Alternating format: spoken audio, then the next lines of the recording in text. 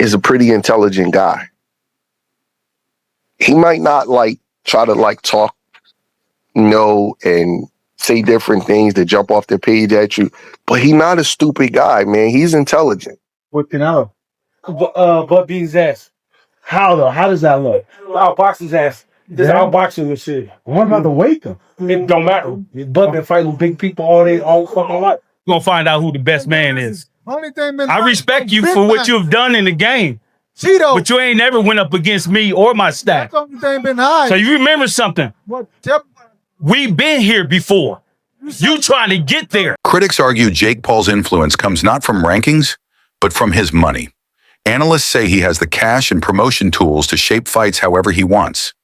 His ability to land Julio Cesar Chavez Jr. before this, and now Davis, shows his control. For traditional boxing followers, these matches look like shows instead of real contests. Many believe this damages boxing's fairness. Usual rules like weight divisions and ranking systems. This matchup with Canelo, but beating his ass. How though? How does that look? Outbox his ass. Just outboxing and shit. What about the weight though? It don't matter. But been fighting big people all fucking life. Yeah. What about the head movement, Bomac? Canelo's feigned head movement. That's what I'm there for. That's what Saul there for. That's what Red there for. You know what I'm saying? It's called coaches. Yeah. So we gonna get past that shit. Crawford himself has explained why he is so confident. In his words, knockouts don't only come from big punches, but from shots the opponent never sees. This belief separates him from fighters who rely only on raw power. While Canelo is known for his heavy shots, Crawford insists the real danger comes from timing, accuracy, and trickery. By tiring opponents, frustrating them, and capitalizing on errors, Crawford creates chances for finishing blows. Canelo Alvarez, Terence Crawford. How excited are you? Obviously, you've seen this journey with Terence. You've seen the doubters over the years. And he's now on the biggest stage again with people questioning him. And you obviously have full confidence that he's going to come out and get victory on September 13th. Yeah, definitely. I'm definitely confident that he's going to get the victory. Second of all, I'm just happy for him and the team. So, the world can see once again why he considered the best pound fighter in the world. There was many a time where he was maybe struggling to get certain fights, and then he had to almost kick that door down. Is it nice to see him sort of getting the fruits of his labour now and getting that generational wealth off the back of what is, obviously, it's a hard career boxing. You don't get given anything. Definitely that. Definitely good to see him get, like you say, fruits of his wealth. Get me fights that, again, will show the world why he's the best fighter in the world. Show the world why he's the best fighter in the world. I'm just happy for him, man. Paulie Malignaggi, the former two-division champion, admitted he never saw this fight coming. For him, the news was completely unexpected and stunned the sport. While Paul has surprised without opponents before, pairing him with a lightweight like Davis was still shocking. Malignaggi called it a wild move that shows just how far Jake is willing to stretch boxing's matchmaking boundaries. World, when we saw that he's in camp with him, right? And so people are saying now that they reached out to me and they're saying, well, Floyd Mayweather now has joined Terence Crawford's camp. Does that mean Floyd Mayweather doesn't like Jaron Boots Ennis? Floyd Mayweather went to Terence Crawford camp to give Terence Crawford advice on Canelo Alvarez. Well, one, Terence Crawford is not fighting Jaron Boots Ennis. That's number one. Number two, it's not shots at Jaron Boots Ennis if Floyd Mayweather was to go to Terence Crawford camp. Number three, I saw this clip that Fight Hype had put out, and it's an old clip of Floyd Mayweather and Terence Crawford at Shakur Stevenson's sparring session in Las Vegas. Shakur had called them all to be at that sparring session, okay? And Floyd Mayweather assisted. Now, Floyd Mayweather took on Canelo Alvarez September 14th of 2013. That was 12 years ago, okay? And so with that said, this one has nothing to do with the other. Floyd Mayweather, from what I'm being told from Terence Crawford's camp, that he has not went up to Colorado and helped Terence Crawford do anything. Okay. Now I don't know if he's willing to or not. I don't know if Terence Crawford reached out to him or not. I don't know if they spoke on the phone or not. But you know, it's when you saw Terence Crawford and Floyd Mayweather at the top ranked gym watching Shakur Stevenson, and they had a conversation with Eddie Hearn. That's very, very old. Okay, that's very old. Now Floyd Mayweather has stand pat on Terence Crawford is the best fighter in the world currently right now as it stands. When asked about the sparring talks, Bomac quickly rejected the idea that Ennis and Crawford are alike. He admitted Boots is skilled, but insisted Crawford is on a whole different level. In his view, no sparring partner, no matter how good, can copy what Crawford brings. Crawford mixes experience, adaptability, and mental focus in a way that cannot be duplicated. That is why Bomac believes the comparisons miss the truth. The real fight will reveal Crawford's special abilities, not just his speed and movement, but also his intelligence under fire. Bomac's response shows his strong belief in Crawford's uniqueness and his power to rise above comparisons. I know you saw him sparring with Boots. Give me your initial response. That don't mean shit, man. That don't mean shit. That don't mean nothing, man. Boots ain't no Crawford. That's what. Yo, hey, like I said, that don't mean, all that shit don't mean nothing. That shit they ain't gonna help him. He should have just got the last cab driver he just fought. Cause that shit ain't gonna, that don't mean nothing, man. All that shit don't mean nothing. You ain't no Bud Crawford. They don't have that mentality. Having that mentality and going upside your head at the same motherfucking time, shit, man. I don't give a fuck about all that shit at all. UFC legend Daniel Cormier gave a different angle. He reminded people that Jake's fight with Mike Tyson on Netflix broke the internet, proving crossover events can become massive. Now with Davis also on Netflix, Paul is showing he can create hype far beyond boxing's normal limits. To Cormier, this makes Jake important, even if people don't admit it. He added that Paul is better than many think. He trains hard, takes chances, and raises the stakes with each fight. While critics reduce him to a YouTuber, Cormier says his attention helps the sport and his skills have grown. Whether people like him or not, Paul has changed boxing's Too wiry. Crawford was the guy at 135 pounds that looked really skinny. Even at 140, go and watch his fights against, who's the one that made, I'm trying to think of his name now. The fight at 140, Julius Ndongo. Oh, yeah. And when he's just skinny, he's like wiry. He's very much Tommy Hearns. Now, have you seen him? He's massive. He's jacked. Man, he looks like huge. He's got to be north of 170. Yeah. Has to be. Yeah. There's a part of me that's like, dude, you don't need to be that big. Like, I don't think this is a strength for strength thing. I think this is a skill and speed thing. I don't know. I feel like if you're trying to sit on your punches to hurt Canelo, nobody hurts Canelo. He's been hit by Callum Smith, Sergey Kovalev, Bivol. Yeah. Crawford ain't hurting him. Golovkin. And Golovkin. Crawford ain't hurting him. But Crawford knocks everyone out. At 147 pounds. When he at 154, did he knock out Ismail Madrimov? No, he didn't put a dent in him, really. Didn't put not even a little dent in him. Canelo Alvarez is not Ismail Madrimov. Yeah, but okay, who is Canelo Alvarez now? That's a good question. Yeah, like who are we watching now? Because when I go back and watch the guy that fought Skull, everyone likes to dig out Skull. Sorry, one second. Canelo's got to do more. Canelo's output was the worst output I've ever seen of a unified champion. I'm not joking, the worst. That fight. Yeah. He literally did. But my kind of thinking is all right, well, who is Canelo now? Well, in the nicest way, although he's been fighting good fighters, when's the last time he had a super fight? Who? Canelo. And that's when we see the real Canelo, when he has a super fight. Okay, Bivol. Yes, correct. And he lost. But Bivol was significantly better at 175 pounds. Okay. Much bigger. Yeah. Crawford, similar in terms of, they're both skillful. Trainer Bredman Edwards shared a more balanced opinion.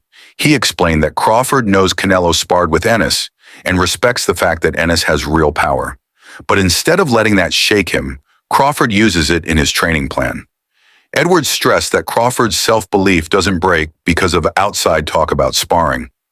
For Crawford, what counts is the actual fight and his ability to adjust in real time. Knowing Canelo trained with Ennis may even push Crawford's camp to prepare harder for that style. Edwards reassured that Crawford performs best in these moments, and his mental toughness keeps him steady no matter what. That's why I said I'm not changing my percentage. It can make Canelo go up. It can make him lose his confidence or take a piece from him. And it can make Crawford say, okay, let me tell you something about Crawford, man. I watch Crawford. I will watch how he evolved throughout the years. I've been watching him.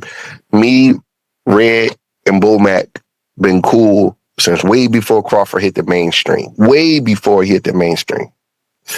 And I watched him. Crawford is a pretty intelligent guy. He might not try to talk, and say different things to jump off the page at you, but he's not a stupid guy, man. He's intelligent. He know Boots is the real deal. No matter what all of the public say and everybody talking, he knows it. He knows Boots is the real deal. Crawford's little brother is Shakur Stevenson. Shakur Stevenson and Boots is super cool, and Shakur Stevenson was in the amateurs with Boots. Don't you think Shakur told Bud, yo, bro, I love you. You my big bro, but that kid nice, bro. You gonna have to be on your game to fuck with him. You don't think Shakur told Crawford that, and you don't think he respected his opinion? You don't think that Red and Bomac got eyes and they know Boots is special? You don't believe that? I don't care about all this talk on the internet because they may fight. So you can't be too complimentary of a guy that you may fight. But you don't think they know that? So by him bringing Boots in, that's probably going to take Bud to another level mentally. And that's where I think that Bud win this fight. I think he got a mental edge. One of the main debates among boxing fans is that Canelo's size will be too much for Crawford to handle. Canelo supporters say his strength at higher weights gives him a huge advantage, while Crawford, who started at lightweight, might not be able to take such heavy punches. The argument is between size and skill. Those against Crawford's chances say natural limits eventually catch up, and Canelo's power shots could overwhelm him. This idea reflects the views of many who think that even though Crawford is extremely talented, facing such a strong opponent at this weight is asking for too much. Canelo versus Crawford, who you got? I got Canelo winning. I think Canelo's gonna knock him out. But I think Canelo's gonna hurt him. I think he's just too powerful, man, too strong. I hope Terence Crawford does well and stuff, man, because I love the way he fights, and he's a hell of a fighter, and I respect him as well too. So I hope he puts up a good fight and everything. But at the end of the day, man, Canelo, if he catches you, dude, it's gonna knock you out. Look, at the end of the day, I always say this. He took Golovkin's biggest hit, and he took Bivol' biggest hit. I don't think Crawford could knock him out. I think Terence Crawford can knock Canelo out if he catches him, because with Gennady Golovkin hit harder, but he was a lot slower. Yeah. So when Canelo seen the punches coming, he's able to embrace. I think if Terence Crawford catches Canelo with a shot that he doesn't see coming, boom, then he could hurt him. You think so? Yeah, I think so. Another big part of the debate is Canelo's long experience at the top level. Analysts often stress that he has fought almost every style possible. From fast boxers to heavy punchers to defensive fighters, his record is full of big names under the brightest lights. More than just power, his history in world title fights gives him calmness that few fighters match. Experience often decides how someone deals with tough moments, and Canelo has proven his toughness many times. His supporters believe this knowledge, combined with natural strength, makes him a very hard challenge. For them, experience in the spotlight may tilt the fight strongly his way. There's things about being in camp with Canelo. It's just different. He's got speed, he's got velocity, he's got precision, he's got positioning, he's got power, and he's got just an incredible amount of experience. I think there's 10 fights that haven't been added to his record. Mm-hmm. So, and Bud, when Bud was fighting at 130 or 35, Canelo already was at 54. So there's definitely weight classes for a reason. Some voices in boxing feel torn about this matchup.